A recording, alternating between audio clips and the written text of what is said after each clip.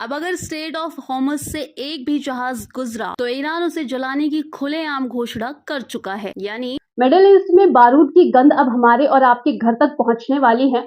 America, Israel और Iran के बीच छिड़ी ये जंग सिर्फ दो देशों की लड़ाई नहीं, ये आपकी जेब, आपके बैंक बैलेंस, आपके भविष्य पर सीधा हमला है। सवाल ये नहीं है कि वहां कौन जीतेगा, सवाल ये है कि क्या हम इस इकोनॉमिक अटैक के लिए तैयार हैं। बाजार का हाल तो आप देख ही रहे हैं। ब्लूमबर्ग की ताजा रिपोर्ट के मुताबिक जैसे ही तनाव बढ़ा, इन्वेस्टर्स ने शेयर मार्केट से पैसा निकालकर गोल्ड में लगाना शुरू कर दिया।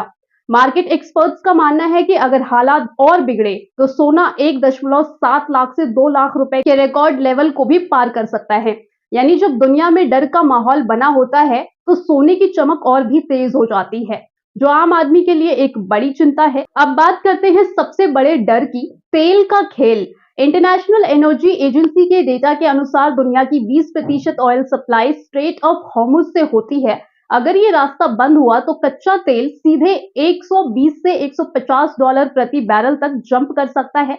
अब आप पूछेंगे कि क्या भारत के पास कोई बैकअप है? तो भारत के पेट्रोलियम मंत्रालय के रिकॉर्ड्स बताते हैं कि हमारे पास करीब 90 दिनों का स्ट्रेटेजिक पेट्रोलियम रिजर्व और रिफाइनरी स्टॉक मौजूद है।